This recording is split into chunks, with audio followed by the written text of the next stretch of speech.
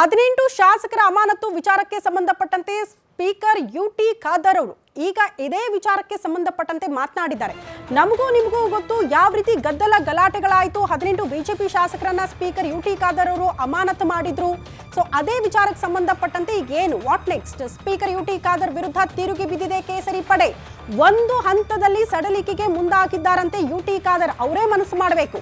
Committee ಸಭೆಗೆ ಭಾಗಿಯಾಗುವುದಕ್ಕೆ ವಿನಾಯಿತಿ ನೀಡೋದಕ್ಕೆ ಸ್ಪೀಕರ್ ಯುಟಿ ಖಾದರ್ ಅವರು ನಿರ್ಧಾರ ಮಾಡಿದ್ದಾರೆ ಅಂತ ಫೋನ್ ಕರೆಗಳ ಮೂಲಕ ಬಿಜೆಪಿ ನಾಯಕರ ಜೊತೆಗೆ ಚರ್ಚೆ ಮಾಡಿದ್ದಾರಂತೆ. ಈ ಸ್ಪೀಕರ್ ಅವರ ನಿರ್ಣಯಕ್ಕೆ ಬಿಜೆಪಿ ನಾಯಕರು ಒಪ್ಕೊಳ್ತಾರಾ? ಇದು ಕುತೂಹಲ. ಸಂಪೂರ್ಣ ಅಮಾನತು ತೆಗೆಯುವಂತೆ ಬೇಡಿಕೆ ಇಟ್ಟಿದ್ದೆ ವಿಪಕ್ಷ. ಸ್ವತಃ ವಿಪಕ್ಷ ನಾಯಕರು ಇಂಥದ್ದೊಂದು ವಿಚಾರ ಇಟ್ಟಿದ್ದಾರೆ. ಶಾಸಕರ ಮೇಲೆ ನೀವು ಕೈಗೊಂಡಂತಹ ಕ್ರಮವನ್ನ ಕಂಪ್ಲೀಟ್ ಆಗಿ ಬಿಟ್ಬಿಡಿ ಅಂತ. ಸೊ ಅದನ್ನ ಪುರಸ್ಕರಿಸ್ತಾರ ಸ್ಪೀಕರ್ ಯುಟಿ ಖಾದರ್? ಎಲ್ಲ ಅಧಿಕಾರ ಇರೋದು ಸ್ಪೀಕರ್ಗಷ್ಟೇ. ಹಾಗಾಗಿ ಯಾವ ನಿರ್ಧಾರಕ್ಕೆ ಬರ್ತಾರೆ ಅನ್ನೋದೇ ಸದ್ಯ ಇರುವಂತಹ ಕುತೂಹಲ. ಮುಂದಿನ ವಾರದಲ್ಲಿ ಸ್ಪೀಕರ್ ಖಾದರ್ ವಿರುದ್ಧ ಕೋರ್ಟ್ ಮೊರೆ ಹೋಗೋದು ಕೂಡ ಫಿಕ್ಸ್ ಅಂತ ಹೇಳಲಾಗ್ತಾ ಇದೆ. ಕೇಸರಿ ನಾಯಕರು ಒಬ್ರಲ್ಲ ಇಬ್ರಲ್ಲ 18 ಬಿಜೆಪಿ ಶಾಸಕರನ್ನ ಅಮಾನತು ಮಾಡಿದ್ರು ಸ್ಪೀಕರ್ ಯುಟಿ ಖಾದರ್. ಇದೇ ವಿಚಾರಕ್ಕೆ ಸಂಬಂಧಪಟ್ಟಂತೆ ಒಂದು ವಿನಾಯಿತಿ ಕೊಡೋದಕ್ಕೆ ಸ್ಪೀಕರ್ ಅವರು ಮುಂದಾಗ್ತಾ ಇದ್ರೆ ಕಂಪ್ಲೀಟ್ ಆಗಿ ಅಮಾನತು ಆದೇಶವನ್ನ ವಾಪಸ್ ಪಡೆದುಕೊಳ್ಬೇಕು ಅಂತ ವಿಪಕ್ಷ ಬೇಡಿಕೆ ಇಟ್ಟಿದೆಯಂತೆ.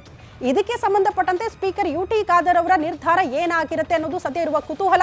ಕೊಟ್ಟಿರುವಂತಹ ಡೆಡ್ ಲೈನ್ ನಲ್ಲೇ ಅಮಾನತು ಆದೇಶವನ್ನ ವಾಪಸ್ ಪಡೆದುಕೊಳ್ಳದೆ ಹೋದಲ್ಲಿ ಸ್ಪೀಕರ್ ಯುಟಿ ಖಾದರ್ ಅವರ ವಿರುದ್ಧ ಕಾನೂನು ಸಮರ ಮುಂದುವರಿಸ್ತೀವಿ ಅಂತ ಕೇಸರಿ ನಾಯಕರು ಹೇಳ್ತಿದ್ದಾರೆ.